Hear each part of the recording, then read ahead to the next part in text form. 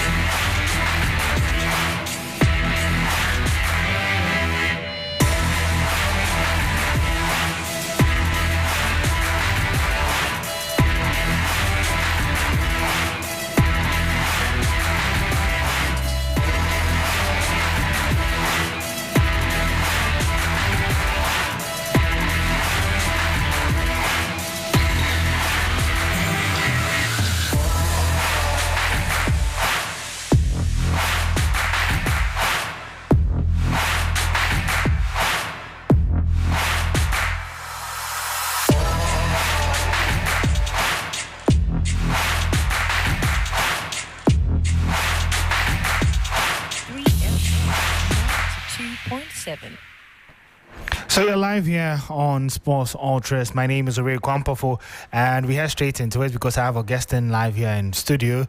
And there's a lot to talk about, especially on the local scene where there's Asante Kotoko who are back to winning ways. And then there's also Ghana Premier League, other games, including Accra Lions, who I don't even remember the last time they won a game of football, but they finally managed to do it. And Hearts of Folk, they seem to be struggling to pick 3 points recently. We'll get into the table and how things do look. But first, let's talk about results from the match day. Because of, the way the league was put on halt for about a month, games have to come in thick and fast, and so it's almost like every 2-3 days I was seeing Ghana Premier League matches being played. But Asante Kotoko, they've still not reached their ultimate peak, but they're finding ways to win games. Today it was against Holy Stars. Maybe not the most beautiful performance, but at the end of the day, it's the 3 points that matters. Owuraku, thank you very much. Once again, we are back, and of course we are back for good. You see, there's something with Kotoko, and I was expecting this to happen, right? Especially after the league was put on about a 1 month hold, and almost every other team was active, with the exception of Kotoko. It was when the league was announced to be getting back. That's when they played just a single friendly match against King Face, and they beat them by 2 goals. So they came back, and then right into it, they started playing very competitive games. And you know that they were already on the title chase, and they had no excuse than just to do what they had to do. Kotoko, in the past 10 days, are yet to have 2 days, 2 consecutive days of training. I mean, yes, they play, they travel, and they play. And that's something that I know they were expecting, because they came back. They played against Legon Cities, and just after 3 days, they played against Kenny 11 Wise. After 3 days, they played against Samatex, and then they played against Young Apostles on Wednesday. And on Sunday, they are back in Kumasi, playing against Holy Stars. But the good thing from these things, or from these results or games, is that they are finding ways and means to get into a maximum points. A similar thing happened when Kotoko lost about 4 games on the trot, when Ogum gave an excuse of his players being tired. I think the only difference from that time to this time is that time Kotoko didn't have that squad. They had just about 19 or 20 players who were playing week in, week out. So they didn't have the ability to change squad, and then they didn't have that squad depth. But now Kotoko went to the transfer window in January, and they signed a lot of players. Now Kotoko do have a lot of players on injury they are happy or fortunate to have Abetama back. But the difference is that they know they do have the squad depth now. So Ogum do not have an excuse to complain now. Kotoko plays and the right back is Daniel Adrian Ajeti, who was only part of the squad in the first half of the season. They play and you have Michael Sefa in there because Lodama, the first choice right back, is injured. Second choice right back, Emmanuel Okote is also injured. But they still have players to come in for them. So I think the squad depth is something that's not making Kotoko draw points like we saw. Although they went to Wenchi midweek against Young Apostles, they couldn't get that win. And Ogum said that it was because of the bad nature of the pitch. Well, we witnessed it, and that was not a much of an excuse. It was true anyway. But they came back to, although they didn't play that flamboyant football we saw them playing before the break. But they did everything well to get that win, and it's good that it came from a guy who had not have really or much a very good season for Kotoko, signing from Olympics or Legon City. Samotinedu, he came in with the people of Obuas expecting him to be doing everything. He was benched because Justice Blair had to step up in the midfield and was doing very well. Today, Intimenu didn't feature. He stepped in Intimenu shoes and was perfect, capping it with a goal.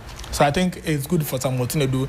It's good for Ogum and his boys, especially at a time where they really had to separate the boys from the men. Now they are point up by Bibeni Gold Stars, who drew today against Hearts of Folk. And I don't know if Kotoko fans were supporting Hearts of Folk to beat Bibeni Gold Stars today. I think today will be the very first time that you see Kotoko fans supporting Hearts of Folk. And the people of Bibeni Gold Stars thought that they were mining as at the 82nd minute. But Steven Apia and his people stormed the stadium and made sure that they cut that 3 points of making it just a point. So that was superb from Atofok. But Kotoko, I think the squad is something that's making a difference for them. Now Abetama is back. They have the Owuraku Ampofo, who is also firing on all squares and cylinders. So I think it's positive. And now they have no excuse. Although there's a bit of rustiness. But come on, it's just about 3 points. You don't have to play very good in all the games to win the league. You just need to know how to get the 3 points. And I'm glad that's what they are doing. Next game against Brekum Chelsea in the league, it's going to be very difficult. Mind you, Bibiani Gosa is also playing Heart of Lions, who also title chasers. And that's going to be tough for both teams. So it's a very good title chaser we are facing. But it's quite unfortunate that Heart of Folk and the others are separating themselves from the men now. Oh, you speak of the separation, and I'm just looking at the form of the teams that are in contention. Kotoko are unbeaten in 4 games, 1-2, drawn 2. BBNE, they've lost 1, drawn 1, and then they've won 2. Hearts of Lions, they've lost 2, drawn 1. Heart of Folk, winless in their last 3, 2 losses, 1 draw.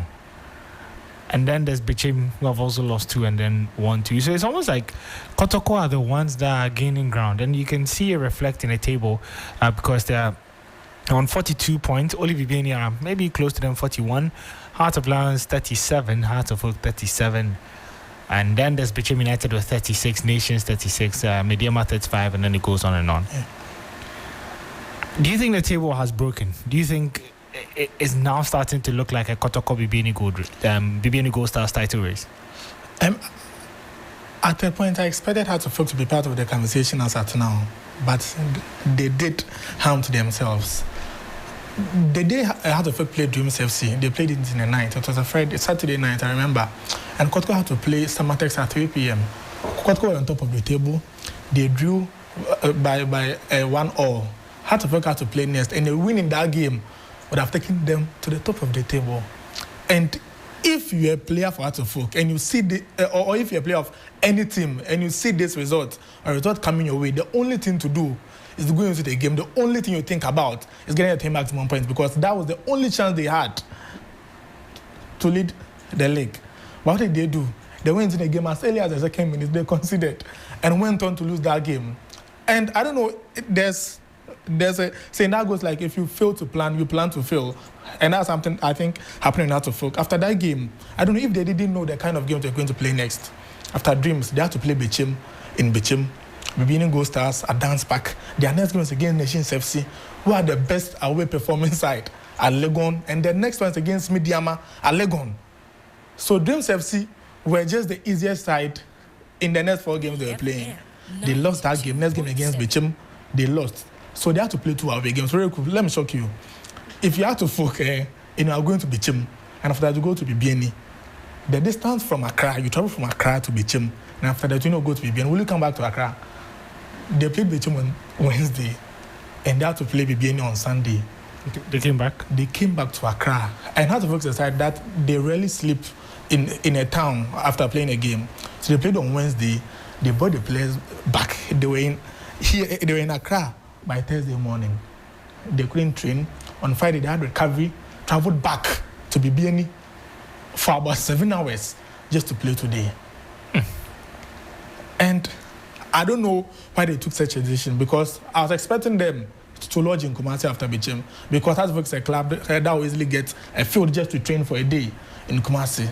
I don't know what influenced that decision to bus the players from Bichim to Accra and then to Bibiani. Come on, if I think though things on the pitch do affect you when you want to win the league, but then things off the pitch like this, proper management of the players and everything, also have a bigger influence in that. Because if your club really want to win the league, you wouldn't take such a decision, and it's bad. It's bad. I don't know who took that decision. I want to meet the person and handshake him and congratulate him that he did very well by taking that decision. Now I'm here to speak to some of the players to see how tired they are. And they are going to be fortunate such that they are not going to play games. This weekend is going to be for MTN FA Cup, so they are going to rest. So I don't know what they were in the haste for. I don't know if the Amalam asked them to come to Accra by force before traveling to Go Stars. Although they got a draw today, but I think that decision is something that really worried them, because we watched the match today. Out of it, we were just a balloon the ball, doing the boom bam of football and then trying to chase everything. But it's still positive for them. FM 92 points. And we're just wrapping up on the Ghana Premier League, but just give me more context on the Insachuman issue, because I know that the GFA have now referred the case and they're not going to agree for Insachuman to leave the league. So I think what's going to happen now is that it's going to be automatic 3 points for anyone who faces Insachuman. Am I right? Yes. Yeah. Anyone who faces Insachuman. And so what happens to those who lost to Insachuman earlier in the season? I think article, is it 13 section 6 or something? I've really forgotten. It says that if a team pulls out of the league, the teams that team is yet to play gets 3 points plus 3 goals. And I don't know if they never expected such a thing to happen. Such that they couldn't go to Congress and no one could own up and bring that up. Now it's happening. And now we have a team like Heart of Lions who is yet to play in Swaterman. Being Go Stars yet to play in Swaterman. Kotoko, unfortunately, played in Swaterman and nothing happened. So I think in the end, it's not going to be... It's unfair advantage, isn't it? Yes. It's unfair, but then they don't have... Because Insachuman actually beat Kotoko 1-0. Yes, by go to know. So they took 3 points from Kotoko. Just last month. Yes. If I'm looking at the fixtures, those are going to benefit. There's House of Lions, free 3 points. They were supposed to play them today. So they'll get that. Accra Lions, they would cherish those 3 points. Plus 3 goals. Plus 3 goals, wow. When was the last time Accra Lions got 3 goals? And then there's Bichim, there's Nations, Legon Cities, they would also cherish it very much. Adriana, they also cherish it. House of Folk, Dreams, Bibiani, Mediama, Vision, and Karela. So free all the teams in the top 6, with the exception of Kotoko, that's an unfair advantage. Getting 3 points plus 3 goals. Wow. Wow. Well, do you think this will be the situation to end the season, or do you think Insachuman will come back?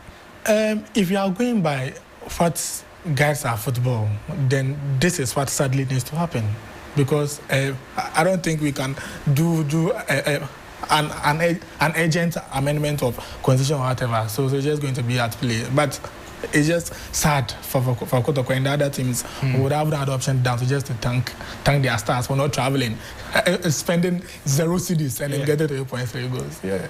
So, I mean, if you're looking at the context of the relegation, which other 2 teams do you think join Insachuman? Because Accra Lions, with the win today, they go to 20 points, and they're just a couple of points behind Karela, who are outside the bottom 3. And so, if we assume Insachuman will definitely finish last. Yes, so there's Insachuman, and then which other 2? We might have, surprisingly, a team like Vision FC did very well in the first half of the season. Yeah. But in the second half, they keep losing and even finding it difficult to score. And if it continues like that, mind you, a team like Dreams were languishing around this same position. What did they do? They got 3 consecutive wins against Hearts of Lions today, against Young Apostles, and they're out. Do you understand? So if this continues doing like this, it's like Akusi was silent for about 10 minutes. But she found her voice the moment he said Dreams are 1-3 matches now. 3 matches on the bounce. They're actually unbeaten in 5 games, huh? Yes. So if this form is very timely. And the 3 points they have, they are now on 30. That is 9 points off relegation. I think they'll be fine. So they are gone. So now I think it's between Legon Cities and Accra Lions, sadly, but it's not going to be nice. How about Karela? Karela, with the kind of signings they made in January, and then the coach at the helm of affairs, I don't think Karela will actually go to relegation, because Nunu Amadu is a man who really knows how to play the Ghana football, from King Faisal to Samatex and now to Karela. I think they knew what they wanted, so that's why they appointed him. Although they are not very far away from the relegation zone, but then today, Beche United took a lead. And then in the second half, they had to do a comeback. And get a 2-1. I think these are the kind of things we will see for Karela, just to save themselves from going to relegation narrowly. Okay. Well, thank you very much, Augustine. You stay with us because we moved to the Black Stars game, which was played here in Accra on Friday.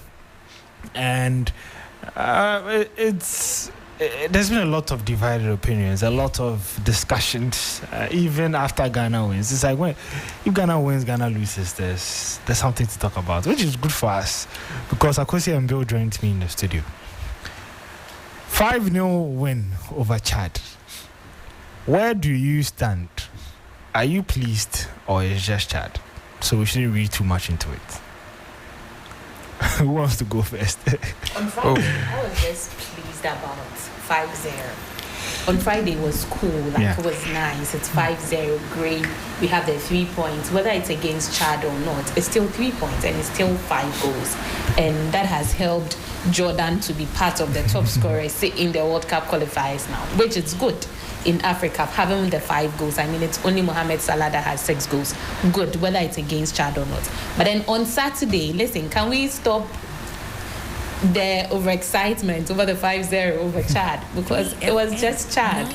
And all the excitement should just now be like, okay, we're playing against Madagascar. Because at the end of the day, they are the second on the log on 12 points.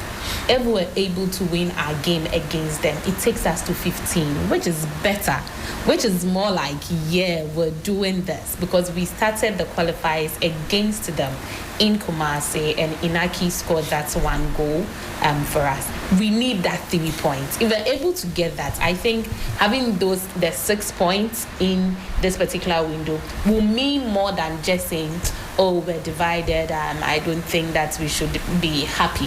If we're able to get the next 3 points, it will really put more purpose into why we should be excited about winning those 2 games. And maybe we won't just say it is just Chad when we are looking at the 6 points. But now I think the conversations around all the little things we were happy about, whether it was Benjamin Asare having a debut in the Black Stars, whether it was the number of people who came to the stadium to watch the game, even though Ghanaians, we usually say we don't love the Black Stars, whether it was Ghanaians who were practicing. I felt some were practicing how they were going to find their way into the United States of America where we qualified. Because people literally were scaling walls. There are videos of people climbing the walls of Accra Sports Stadium. And people were so eager to help in that position. I've not seen a more coordinated Ghanaians who are ready to break the rule and laws of the country, because people were climbing on the shoulders of others and they were just pulling themselves up, pushing themselves up. Then we say this is a safe zone. It's not a safe zone. Don't sit there. And we Ghanaians decided, no, we know better than anyone who put those rules in place, anyone who decided to say that we shouldn't go and sit there. Those are the places we want to go and sit. And then we went to sit there. So all those things put together, yes, it was just Chad. On Friday, we can be excited. Today, nah, we don't have to still be like excited about the whole thing. Just look into playing against Madagascar, because that's more important. And when we are able to get the 3 points against Madagascar, which takes us proper top of the table, like 15, then we know that we are on a very good path. Bill.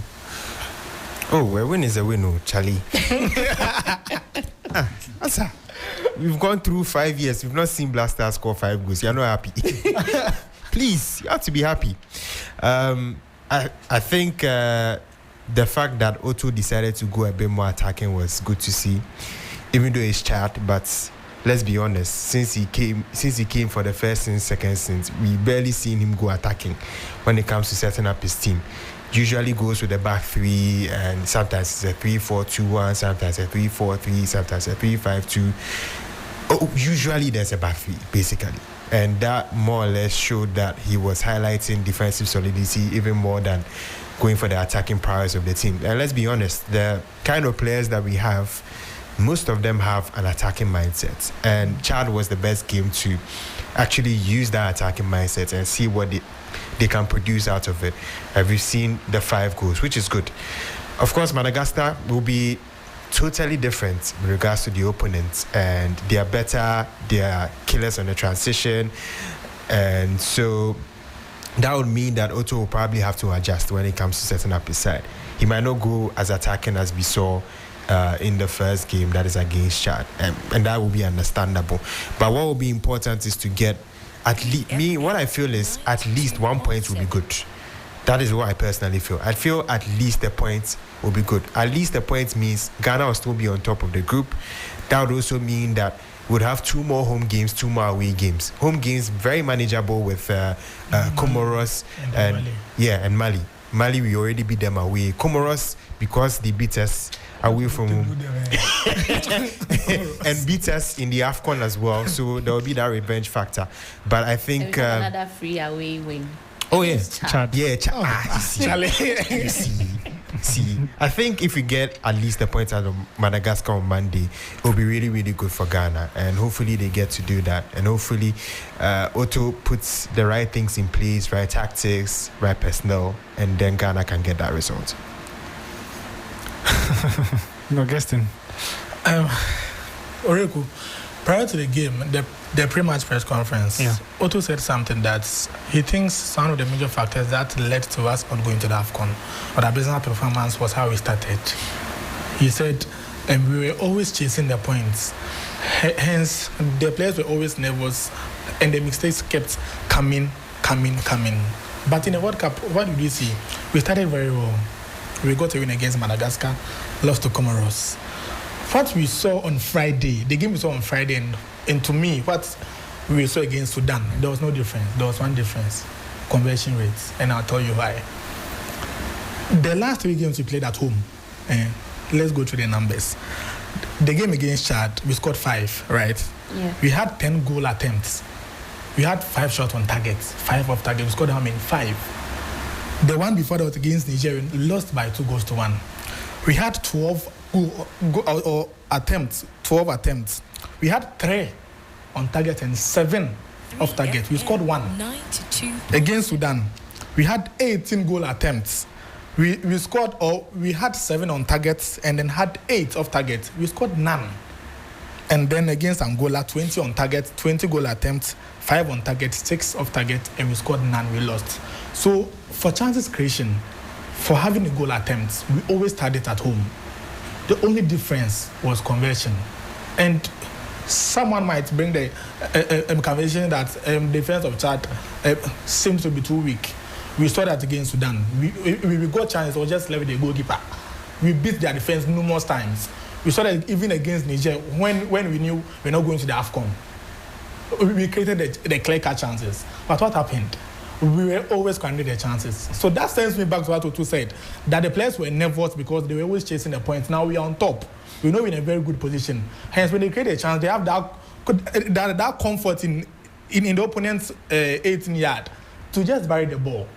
look at the kind of goals we got. The first goal there was it was better. I think there's second goal, the Inaki Williams goal. It's across the header. Yes, I think there was a free kick, a cutback to Kudus. He couldn't shoot it very well. It came and then across and then header. Yeah. So I think these are the kind of things we really actually needed. Now against Madagascar, the only difference, another difference we saw was that we had Partey who could be trusted in the midfield. Hence, Otado was forced to play a player who he believed could drop back in the shape of Ernest Nyama. And in that number 8 position and double 10 with Kudus, he did it perfectly well. Would you try that again against Madagascar? Hey, I won't try it. No. I won't try it. I won't try it. There could be an advantage to trying it and a disadvantage because Nyama will drop back. He give you that flair. Take on one or two players. Cut the opponent for you in their half. And if you do that, the only thing you can add to it is how fluid our attacking was. Because Inaki, Semenyo, Jordan, and at the point Kudus, they were not standing at one position. They were just moving around. And if you get that, you find it hard for a defender to see who he's marking. And you know how skillful our players are. They are up there. We have the quality. Obiobeka is in quality. We have the quality. And this place, we give them such fluidity in opponent's box. I think they can do well. So you could try it. But if you try it early and realize that you just GI and they bring a double pivot, then continue like that. It's quite a big risk to take. But then I think it's worth it. Honestly, I don't know why people are painting Madagascar like there's some look, since Madagascar lost 1-0 to Ghana 2023 November. Yeah, November. Yeah. They've won 4 matches. Okay. Those 4 matches, one was against Chad. So I don't even count. It's like us now. I don't even count. If anything, if it comes to actual quality on paper, maybe Ghana has it better because they've lost like 5 or 6 games. They've drawn about 4. Yeah, I think they've drawn about 4, and they've lost about 5 or 6 games in that period. So it's not like Madagascar have torn the world apart with some form and with some performance. It's Madagascar, and I don't know. It's Madagascar that Otoado beat them Afenejan. Yeah. Seriously, it's just Madagascar. Honestly, I don't think we have to go into the game fearing them that let's try and maybe play another which midfielder. The only reason Otto experimented was that he probably didn't trust either Francis or Lawrence because they are now being integrated into the team, and so he would rather play Partey and then add an extra attacking number. The way people are talking, you think our next match is against Nigeria or Egypt or Senegal. I just think that is that at the end of the day, no matter what the system is the willpower of the players. Are they willing to work hard off the ball? Are they willing to keep their commitment, take their chances? Whoever the opponent is, I think you can beat them. Even if we play 7 attackers, I don't know, we can outscore them like what Tunisia did. Tunisia went away and they beat them 3-2. They had almost 70% possession, played about 17 shots. The only way you stand a chance of winning a game is to attack, and that's what I want to see. I loved what Otto did because I would rather see us try and attack and lose than what we went to do at Comoros. That 1-0 game, it was so disturbing to watch. It's almost like the team didn't even want to try. You go and play double pivot against Comoros, 2 defensive midfielders. I don't want to see that. I want to see the team go for it because you see, when you try and create chances, if you look at the quality distribution in the Black Stars, I think our best or highest score will come from attack. We all agree. Yeah. And so if we keep the ball in the opposition half, automatically we stand a better chance of scoring and winning because our better players are out there. If we are rather playing 5 back, 2 defensive midfielders, keeping the ball in our half because we are outnumbering our opponent, in the end, you keep the ball in your half, but your 2-3 attackers at the other end don't touch the ball. They don't get a chance to influence the game. So me, personally, I would like to see something similar. I don't care whether it was just chat. Go and try it and let's see, at least in the first half. Okay. You have the ability to change things as a coach. Yeah. I would prefer us to go to Madagascar and take the game to them. Madagascar, let me just go through some of the teams that have beaten them. It's like you guys don't believe me. When you are done, go to the teams that have beaten us. No. You see, Ghana's own is a unique case. Our results in 2024 doesn't reflect our quality. Don't be deceived. Yes, don't be deceived at all. If Ghana was to bring a good coach in those formats, or I'm not saying Otto is not good, but if Ghana was to bring some top coach right now, you will see the levels that this just some small tweaks in our technical team. You're starting to see some patterns, and all of a sudden it's like Norman is a good player. All of a sudden, someone can score. It's not like these guys didn't know how to do that too. But you see, I think it was an outlier, our 2024 result. So if you look at that and judge us, it's not fair. But Madagascar, Madagascar is their true quality. Our 2025 one game against. Oh, not our one game. I'll always judge us based on the potential that I think we have. I think that if you look at all our players are in very decent teams that are doing very well. Yeah. I don't know, there's the quality that you have that should determine how good your team is. Yeah. And so if you look at the spread of our quality, there's nowhere near what our results have been. And it was obvious it was a technical issue. But let me just quickly go back and finish the points. And so, as I said, their most impressive result was the one against Central African Republic. I don't know how they did that. Because Central African Republic had met them twice in AFCON qualifiers. And they beaten them 5-0 aggregates, home and away. And then all of a sudden, I don't know, Central Africa, I don't know what's happening to them, but they should have fought harder in that game. And then Madagascar, just like us, they went away to Comoros. They lost 1-0. Okay. They lost at home to Tunisia. No more. They lost away to Gambia. They drew 1-1 with Gambia at home. At home against Comoros, they couldn't beat them 1-1. And then they went away to Madagascar, lost 1-0. At home against Mali, 0-0. In fact, I'm interested in the Mali game, how the statistics look. Let me just... Okay, actually, that was impressive from them because in the Mali game, they got a red card in the 16th minute. Then it makes sense. And they still managed to keep a clean sheet and get a draw. But then, Mali, Omasa, a team that Blasters could beat you in 2024, they are no good. And then they beat Comoros 2-1. They lost to Rwanda at home. Otto, start now my message, please. They lost to Rwanda in a friendly match, anyways. Friendly day. And then they beat Burundi at home 1-0, beat Chad away 3-0, and then the Ghana match 1-0. So it's not like there's some. I think you see, let's take the risk. 1 point and 3 points is huge. If you go into a game wanting a draw, you're going to play 2 defensive midfield. If we go and we beat them, think about it. If we beat Madagascar, Ghana goes 5 points clear of Madagascar. Ghana has finished playing Madagascar. That's it. And Madagascar will go and get points somewhere. I think if Ghana is to beat Madagascar, actually, they will probably need 2 wins and maybe a couple of draws. And after, I think 2 wins and 1 draw, I think. Think the next game will be against Chad away.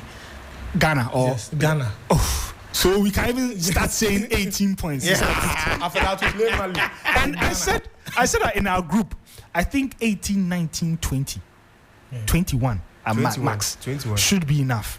Yeah, 21. Because 21. Mali will take some, Central Africa will take some, Madagascar will take some. So anybody who gets to 18, 19, 20, 21, you should be able to do it. But as you're talking about the outfield players, would you put Benjamin in again? Augustine.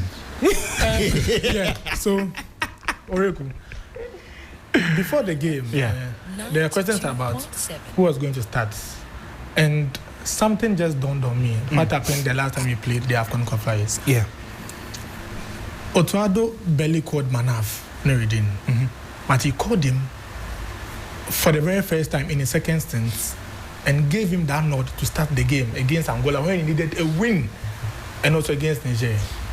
So what I got from that was that maybe Manaf did something exceptional in training to convince Otto to give him that slot or give him that confidence to start the game. And we are fortunate as Ghanaians and as journalists. Monday, we are training grounds, full training. Tuesday, we are there, full training. Wednesday, we are not there. Thursday, we are there for 15 minutes. So we witnessed what went on at training. The majority part of what went on at training. So we were all witnesses to what was happening. And it was that Benjamin Asare has too tall to the other goalkeepers. So for me personally, I was expecting him to be imposed, considering the fact that Otto did that for him. If he had done that for Manaf, I didn't know why he was not going to do that for Benjamin Asare. He did that. Although Benjamin Asare was on holidays against Chad. But I don't think you start Asare, the next game you start who? Atizigi or Walakot. Then we come back, and then maybe Asare is not in fine form to be with the Black Stars. A different person comes, and then we start a different person. But for a national team, we want that consistency. So in that case, I think I'll go for Asare, at least in the game against Angola. We know against Madagascar. We know the guys from Madagascar are good. They'll come in attacking. But Asare is not a bad goalkeeper, honestly. Oh yeah, he's not a bad goalkeeper. It's not bad. Yes. Once you're a national team. Yes. So I know and I believe that though we might not keep a clean sheet, and keeping a clean sheet is not just a responsibility of Asare. Come on, we have a back line. They all contribute to that. And who knows, we might go into that game, he win a similar holiday like he had against Chad. Because as we said, I have now tapped the rim from you. Oh. That Madagascar are not that good. Yes, because Charlie. How can Ghana pay respect to Madagascar? Yes. Madagascar with Afenejan crowd was actually going back here and soon. I remember So if you tell me that we played Chad, Asare was giving the nod, and against Madagascar, it's a World Cup final, so we should put who? Atizigi, come on, go basket. Walakot, he doesn't have the confidence. So I think when was the last time we had him imposed? This was the guy we were taking to the World Cup. So what happened? So Rico, it's like you sleeping and being woken up to do something. He has slept. Mental, psychological. I don't think he sees himself as starting in the goalpost for Ghana against Madagascar. So it comes out of blue. But come on. Atizigi, is he not like our number one? It's just as we heard that a week first trainer said someone in the goalpost attracts balls. I don't think I'll go for Atizigi. Honestly, I believe that it's a very, very tricky situation that we find ourselves, because I think we'll get a lot more understanding on Monday when the lineups come out, because if Asare starts, then we know that Otto was damn serious about the comments that he made about him standing tall. And one positive about that is that it would send a good message to everyone out there in the Black Stars that you don't have your position on lock, guys. Yeah. Anybody can come in, because I don't think Asare even comes in as the second keeper when he was called up. He was probably coming in as third choice. Yeah, third choice. This was where Mutala was sitting last week when I asked him. And he said he was not. Is he thinking of Asare that he's like, I'm just happy he's in the lineup and he's going to be getting a winning bonus? I think to be honest, that probably would have been in mindset. The moment he got a call up, I'm just glad to be here. To be honest, you just want to be in the team, experience, and then see what happens. So on the other hand, I believe that it would send a good message to the others in the team. But if Otto goes back to Atizigi, then there will be questions. A lot, actually. And there aren't supposed to be questions, because a coach can say is one played on Friday, we traveled, we were tired, I just want to change my team, and he has the liberty to do that. Yeah. But there will be questions as to, it's a goalkeeper, he wasn't really tested, so it's a position that you want consistency. Yeah. The same way Manaf got Angola and Niger, Asare should also be getting at least 2 games if he stood tall and he kept a clean sheet. Then you don't really have any reason to drop him. Yeah. So he's almost in like a tight corner, right? Because what I genuinely believe is that I saw the argument on social media that I don't think it's a PR move. That obviously is not. It's not a PR move, because at the time they are dropping lineup of the team 6 o'clock, 7 o'clock. Who's going to come to stadium? And even if it was PR move, how many people watch GPO because of Benjamin Asare? It's not like he's some Fabio Gama or some guy who is tearing the league and everyone is talking about. He's not even their poster boy. Yeah, it's not like so I cancel that PR move. Yeah. However, I believe coaches have sentiment when it comes to national team football. Yeah. It's the same way Tuchel can say, I want Jordan Henderson because he exhibits some leadership that I need. I'm new, so I want someone who can help, connect to the team, help motivate them and all of that. Those things, it's difficult to quantify such call-ups, such decisions. Yeah. It's acceptable if you can justify it. So what I think is that Otto probably is discussing with the goalkeeping coaches, and they're saying, you know what? Last time Manaf came, he saved a penalty and all of that. Atizigi, it's almost like there's been some form of negativity around Atizigi. So sometimes you want to give them a break, just move them away from the spotlight a bit. And Benjamin Asare comes in with confidence. For a long time, Otto has been asked in press conferences, do you call players for the GPL just for calling's sake, or do you actually want to play them? And so it's sort of a way to answer. And that decision maybe was made easier because of how he performed in training.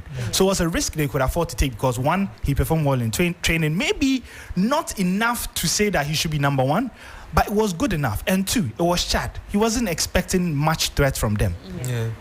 And so was that an opportunity to sort of play a keeper who has done well in training, but also if you play him, you send a message to the goalkeeper that, look, you can just come and be number one, so work hard. And two, Ghana Premier League guys, look, someone just came in and started at 32. It's not over for you. The league actually has players who can play in the national team, and now when you come, you can actually start. So it's almost like you are killing those birds with this one stone. And it was justified because he says he performed well in training. So it's not because you just selected him out of nowhere and just put him there. And so on that note, I think it's a good decision. But we'll only truly understand what the long-term ramification is after Monday. If Asari starts on Monday, then Otto is damn serious about this. And because it just means that we can start to infer that Tsigi has lost his number one spot. Because if Manaf took over from you for Angola and Niger, and you can argue that, okay, maybe that time we had given up. We're not really going to qualify for the AFCON and all of that. Wanted there when Wolokot also came. Yeah, Atizigi was there. And you see, I think that's even my problem with the whole goalkeeping department, right? We've not really had consistency. So we are crying for a number one. The reason why we don't have consistency is the people who come in, they come and concede. They will concede. I don't mind if a goalkeeper concedes, to be honest. But what I want to see in a keeper is confidence. To be able to at least command something. We've just not seen that enough from our players. And even with Asare, I mean, I'll cut him some slack. It's his debut. But he was a bit jittery on a couple of corner kicks. Yeah, I saw that. I saw that. But then again, I said I'll cut him some slack. It's his debut. And you could see that Jitu and the others were also making sure that they try and the number of balls that they even they barely made back passes unless it was totally safe. It's not easy. It's not easy. I mean, it's a tricky subject. But as I said, I think would things will be clear. Will be clear by Monday. What would it mean to Benjamin Asare? Let's say he gets to keep the post tomorrow. Then he comes back to Accra Hatufuk with their inconsistent churn of results they are getting. This is a goalkeeper. If he gets to be in the post again, it would mean that, as they said with Frederick Asare, we are teaching him some things that he needs to get when he comes to the national team. Frederick Asare had the opportunity to go twice or thrice. So maybe they are going to do the same thing with this one. And then he's not getting the clean sheets, and will he still be invited to be called into the Black Stars again? You know, that is the problem. That's the problem. That's a very, very good question, to be honest. I mean, what plays into Asare's hands a bit is he's like the main leader of the team, so it's hard to just drop him like that. Frederick Asare's case was different. He wasn't like their captain and all of that. So, and also, I mean, the time he was gone, another goalkeeper was there, performed quite well, and I mean, he made a case to at least stay in the post. Hearts have been conceding without Asare. So that's a case for him when he comes back. Plus, he's captain. it's hard to just drop a captain of the team. I mean, when he's in the team. So I think for him, he will probably get a consistent run of games. As to whether Hearts of Oak would win and then be at a level where you would say that, okay, this is literally the best goalkeeper in the league and you can still call him. That's also another matter. Because, I mean, Asare was literally one of the best when he was at Olympics, but they were relegated. So nobody considered him. Exactly. For a call-up. A team that is nobody would consider him for a call-up. Your goalkeeper. Yeah, so... And that is the big question that I have for you, Augustine, because as Bill is saying, maybe even Benjamin Asare at Olympics, that version was even better than what we're experiencing now. Yeah. But the challenge, and that carries on because when Manaf is fit, that means we have Manaf, Wolcott, and Atizigi. And then, GFA say they are talking to Jaden.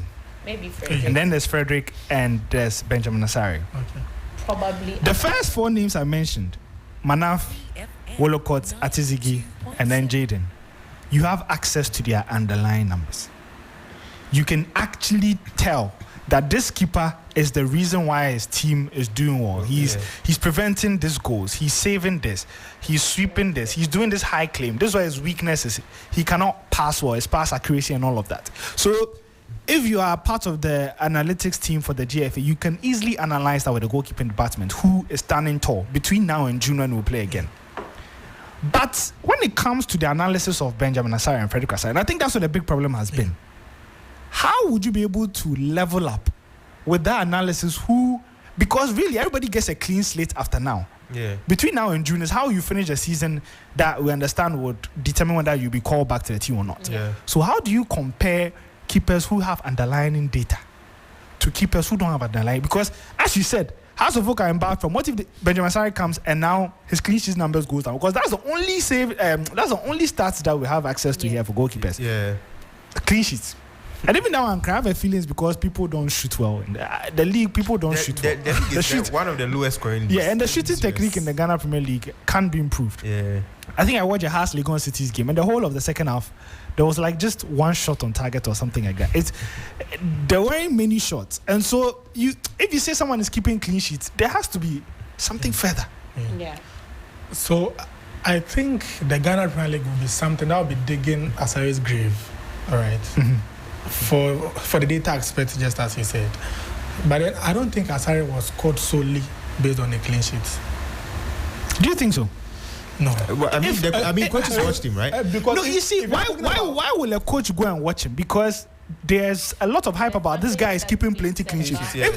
If you concede every match, right, and you make 20 saves in the Ghana Premier League in every game, Yeah, but you nobody concede will talk every match and you don't have any clean sheet, I don't think anyone will talk about Yeah, you. nobody will Because talk another about case in point was even when Felix Annan was called to the Black Stars. Yeah. It was a goalkeeper who was winning man of the match in almost 3 games consistently. Yeah. Yeah. Then everyone was like, okay, what's going on there? Yeah. Then Felix gained. But even his quality, we knew of his quality, but definitely it was also because of the conversations that were going on around him. Okay, let me continue. So, as I said, I think it's solely, or it's not solely because of the clean sheet, right? Yeah. And it's not as if Hearts of Oak has been a consistent side this season, right? They've been a dip, they come up, they go down again, they come up and now they are going down again, right? But in all those cases, Asare did not disgrace himself. Okay. So, well, the clean sheet could speak for him, but that is not the major factor why he was scored. Why? Because there's a goalkeeper, Aziz Adari, who has most clean sheets in the league. But Bichim pool is not the same as House of Oak pool. Yes, I understand that. There's someone at Heart of Lions who is also doing very well. But then why do they forgo all these people and then focus on Asare? Because, well, there's a guy who was at Olympics, and at Olympics, I didn't watch most of their games, but in the games I watched, for me, I was convinced about Asare. Because though they were not conceding, even games that they conceded, Asare actually paid his dues very well. He then comes to Hearts of Oak. Even in the first 2 games, the game they lost against Basketball Stars, after they conceded, that was it. Asare really didn't do anything. Against Hearts of Lions, the first half, they conceded 3. But he did well. They then bounced back against Bichim at Legon. In all those games, they were winning. all you're saying is very nice for us to hear. But if you are going to compare it to, say, somebody who plays in the championship that right after at this point, their data is... Shall I give you a perfect example for you to sort of compare it to? Yeah. Razak Simpson was brilliant in the Angola game. Yes. Since then, Salisu and Jiku have come back. It's not because maybe, yes, they are senior players and all of that, they are better. But how do you even measure the impact of Simpson since then? Yeah, but because for defenders, right, it's also clean sheets that we have. Yes. But for the Salisu and then Jiku's case, these are players when they are being thrown on the pitch for their clubs, they do well. They don't disgrace themselves. But we are talking about people. We are talking about competitors like Atizigi, Walakot. But Atizigi was voted best goalkeeper in the Swiss league just recently. I think last season or so. Yeah. Yes. But it's not as if he's still number one in his team, to be honest. Yes. And then Asari is also still number one in his team anyway. But I'm also saying that it's not as if he's competing with players who are doing so well for their clubs. I mean, and I saw something prior to them coming to the camp. Someone posted, and I just took it. The number of goals these days goalkeeper had considered prior to them coming. And is it a weekend will call swallowed 5? Yes. Charlie. But I think all of this points to the fact that the goalkeeping department has fallen. Yes. It's that simple. See, first, before there was little argument about who will be in the post. When Olele is in town, we know Olele is in post because we know he's our best, right? And there was a period where we had 3 solid goalkeepers and we knew that, Charlie, we could pick any one of them and nobody will complain. Now we are at the point where if Atizigi is in post, someone will complain. If Wolokot is in post, someone will complain. If Asari is in post and you are not a local league follower, you will complain. That goes to show that the level has dropped. People have to understand that the level has dropped, and that is why they will be going to convince a half-caste to come. Jaden is a good goalkeeper, though. I mean, I'm not saying it's bad, but this is one of the reasons why they are going out to convince a potential to come and join. A standout. But because there's no standout. The clubs can also do something to help. Oh, sorry, I think you asked me. See, the last time I went back to when Kotoko had their view. And when they invited Christopher Netti, at the time, was it Christopher Netti when he was with Kotoko? Yeah, Netti has been there. There was this conversation around him and then Ifriye Bane. Okay. And either one of them should be called to the national team.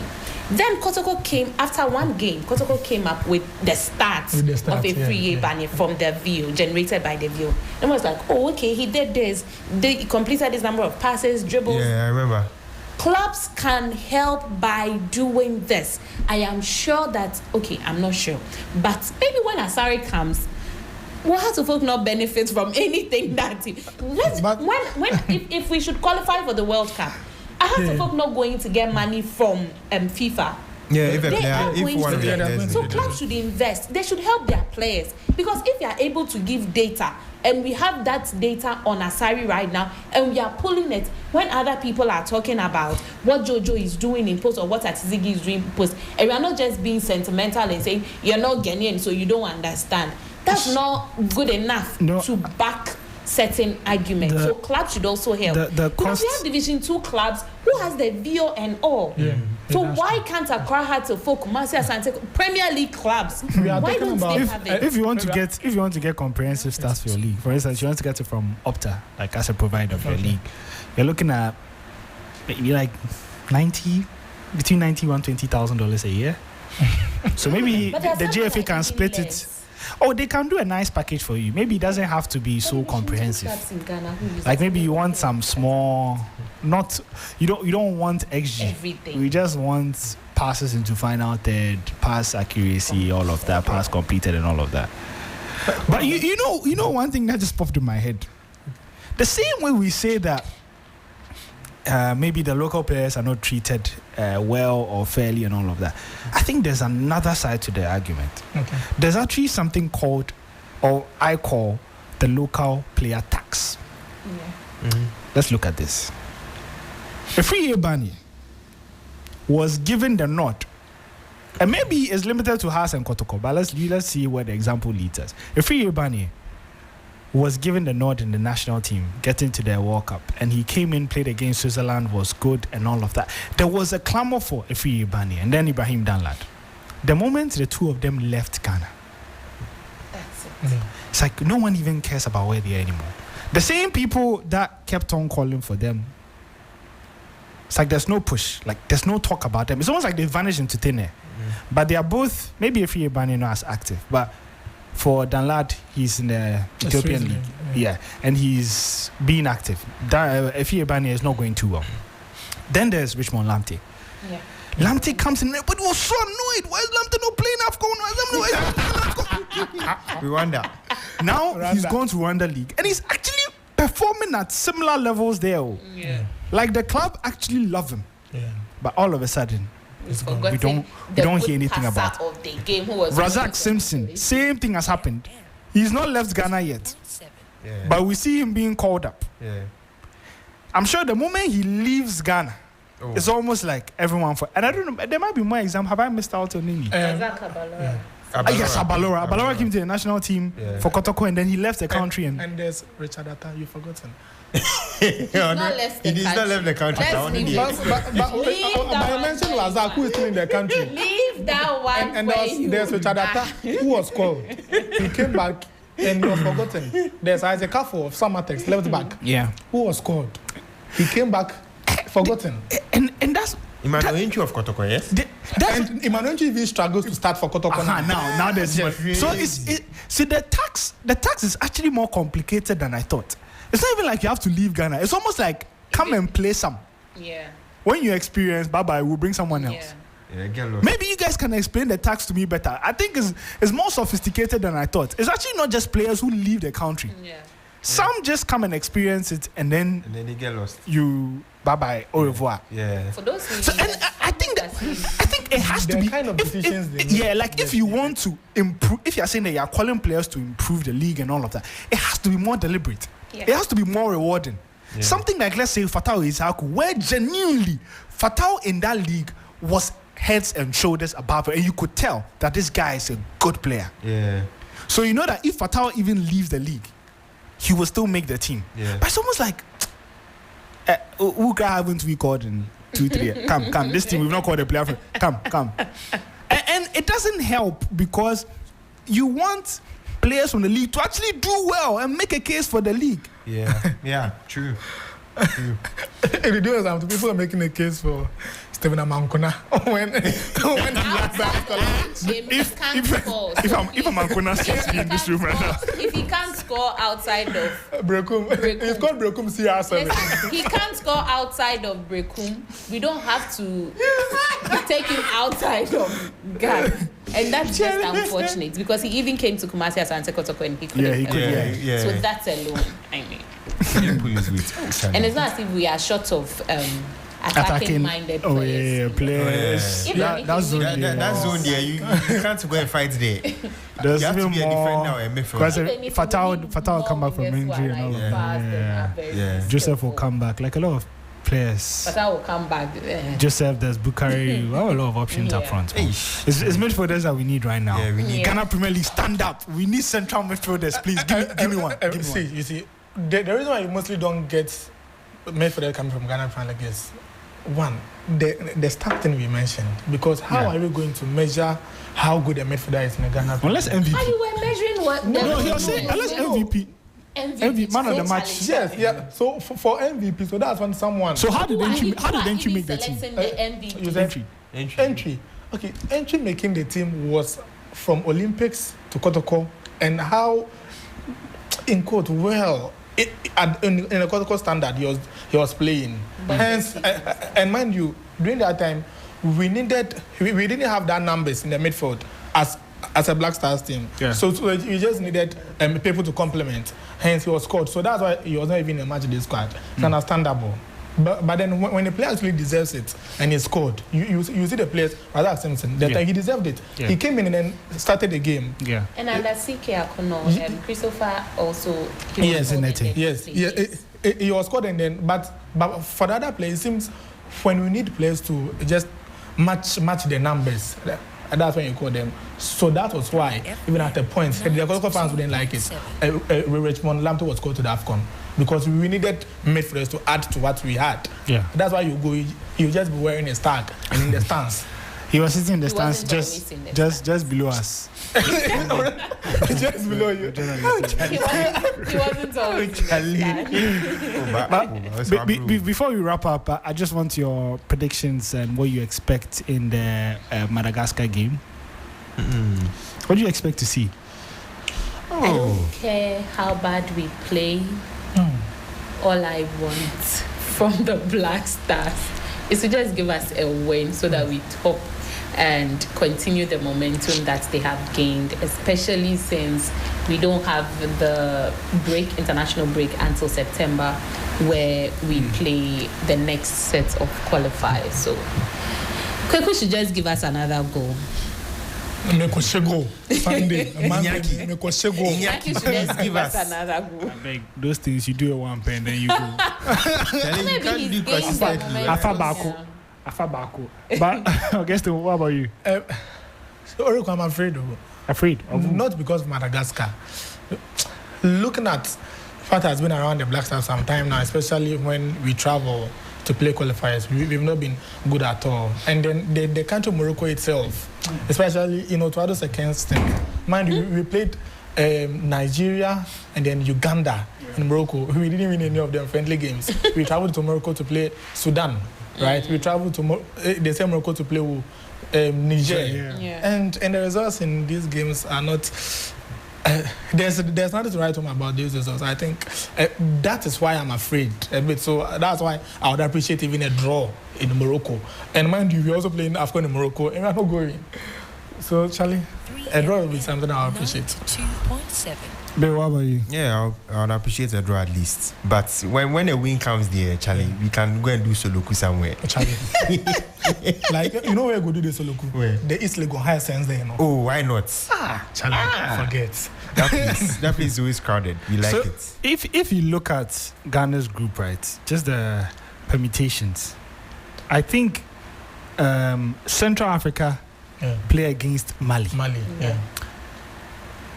Central Africa don't know, and they sit down for Mali to beat them. Mali will beat them. I'll travel to Central Africa myself. Mali will beat them. Oh, you never know. Chad will play Comoros. And it will be Chad. See, that's where the problem is. But you never know. That's why I think Ghana has to win, right? Because Comoros will obviously beat Chad and come to 12. Yeah. Mali, let's say they beat Central Africa. They go to 11. Now, will Ghana lose, win or draw? Because if you go to 15, right, it means that you're at least 3 points clear of Comoros, who you will face at home. Yeah. And then you will be at least 4 points above Mali, who you face at home. And so your two closest competitors, actually, that you play at home, are the ones that are, as I said, close to you. And so that means that you beat those two and you've got Ghana. Listen, listen, let me go through it again. Play this for the national team and the technical team. Central Africa face Mali. To listen. Please listen. Mali will likely win. Comoros will likely beat Chad. This will take them to Mali 11 points. Comoros 12 points. If Ghana beats Madagascar and goes to 15, automatically Madagascar, we won't play them again. They are out of the picture. It means that Ghana's closest competitors are Comoros and Mali. Two teams Ghana will play here in Ghana, and automatically you're expected to win your home games. Even if you don't win and you draw, it's still within your box because you prevented them from getting closer to you. And so even 2 draws against those teams means that you are still in charge of your own destiny. So it is crucial. It is crucial that Ghana beats Madagascar. It is not a draw game. If you draw, you blow the group wide open now. Because it will be 13, 12, 11 between 3 teams. Yeah. You don't want that. Madagascar, kill their hopes now. Kill it. Why are you respecting Madagascar? A team that has won 4 games in the last year. And one of them is Chad. So that's 3 wins. Because we don't count Chad. So please, we have to go there to win. Bill, we have to with no draw. We have to beat Madagascar. Let us hope and pray. The boys and the girls don't have him. Let us hope and pray. I just need Antoine Semenyo to tell himself that he will score in the game and go and score. An attack of Semenyo in Naki, Jordan. How with Madagascar? Oh, God. Yeah. Even if you get a draw in that game against Madagascar, do you know why I said I appreciate a draw? Why? Because this last one match, if you draw and then Mali wins, Comoros wins. Now the point difference will be 1, and Ghana will still be leading. Yeah, 1 and then 2. 1 and then 2. Yeah. Mind you, what favors Ghana is the next game we play. Which is Chad. But the Chad, everybody will play them. But then wait. If you play Chad, after Chad we play Mali. We beat them, we get the morale boost. Come and play Mali in Ghana. But you see, that's what we have to use. They don't even do well when they're under pressure. Listen, there were so many permutations that could have gone in our favor during the AFCON qualifiers. Yeah. We did it like, okay, so we draw against, we win against for Niger. The we've lost and something against Niger. No, in the second game. That was when, even at the AFCON itself. That they don't do well when they're under pressure. So they don't have to put themselves under pressure then to be chasing their own shadows. We just need to win this like this, because you see right now the spirits are high. It means that if you don't win that's 5-0, you've thrown it away. Win against Madagascar, win against Chad, whatever happens in the Mali game, that's all. It's manageable. See, if you in fact you raise a very good point, because if you beat Madagascar and go to 15 and beat Chad next and go to 18, then you can afford to draw a Mali at home. If you beat Madagascar, we already gone home. It is done. Because Central Africa will play, Mali will play Comoros. So they will take from themselves again. Exactly. No, we have to win this match. Let's just, win it, win Chad, and then go. Kill the Vim. Don't give these boys hope. And mind you, after that, we have a classic revenge to do against Comoros. Comoros. I so remember Cameroon 2021. What? And how can one country? We just play against Comoros, win against them, and qualify to the next stage. Okay, let's go. They've beaten us how many times? 2 times. 2 times. Back to back. That's crazy. Anyways, when they come, they'll see. But yeah, that's our show for today. Hopefully you enjoyed it. We'll be back again next week to hopefully once again discuss 6 points out of 6 for the Black Stars. We would also be looking at the return of the European leagues, as you know, after this international break is straight to the end. Hey, we are going to cry again. Some teams, we'll see the teams that will get top 4, the ones that will win league. The one that will win FA Cup, the one who will win MTN FA Cup, the one who will win Ghana Premier League. It's a long stretch.